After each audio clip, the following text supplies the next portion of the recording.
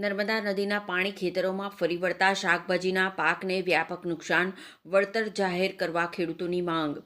અંકલેશ્વરમાં 2 વર્ષ બાદ ફરીથી નર્મદા નદીમાં આવેલા પૂરના પાણીથી તારાજી જોવા મળી રહી છે। ખાસ કરીને કાંઠા વિસ્તારના ગામોમાં પૂરના પાણી ફરી વળતા શાકભાજીના પાકને વ્યાપક નુકસાન પહોંચ્યું છે। અંકલેશ્વરમાં બેવડા માર વચ્ચે વરસાદી પાણી નિકાલ અટકવા સાથે નર્મદાના નીર કાંઠા વિસ્તારના 14 ગામમાં ફરી વળ્યા હતા। ખાસ કરીને જૂના માંડવા બુઝુર્ગથી લઈ ગોલ્ડન બ્રિજ સુધીના પટમાં આવેલ 5થી વધુ ગામોની સીમમાં નર્મદાના પાણી પ્રવેશ્યા હતા, જે ખેતરમાં ઊભા પાક પર ફરી વળવા સાથે ઊભા પાકનો દાટ વાળ્યો હતો। ધરતીપુત્ર ખેતરમાં પાણી ભરાવો થઈ જતા જઈ શકતા નથી, તેમજ બચેલો ઊભો પાક બચાવી શકે તેમ નથી। અંકલેશ્વરના કાંસિયા, માંડવા, છાપરા, અંદાડા, ગડખોલ, નોગામા સહિત નર્મદા કાંઠાના ગામોમાં ખેતરોમાં નર્મદાના નીર ફરી વળ્યા હતા।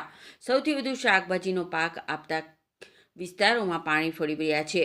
ખેડૂતોને 1 લાખથી લઈને 5 થી 7 લાખ સુધીના નુકસાનનો અંદાજ છે।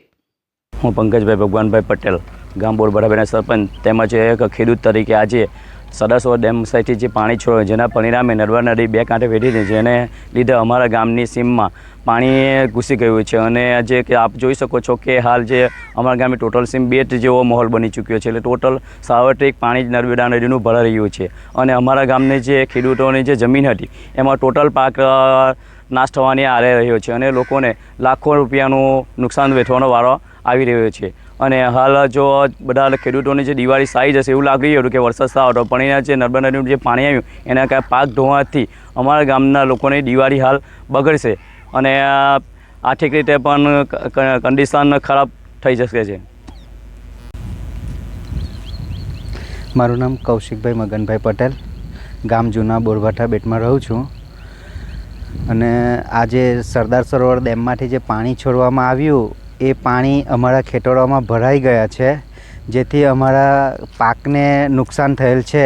તો આ નુકસાનની ભરપાઈ સરકાર કેવી રીતે કરશે એ એક અમારા માટે પ્રશ્ન છે। તો સરકારને નમ્ર વિનંતી કે તે આ જે નુકસાની છે એનું સર્વે કરાવી અને યોગ્ય નુકસાન ખેડૂતને ભરપાઈ કરે।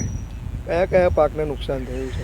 પાકમાં શાકભાજી પાકમાં તુવેર, કારેલા, પરવર, દૂધી, ભીંડા અને ફળ પાકમાં કેળા અને શેરડીમાં નુકસાન થયેલ છે।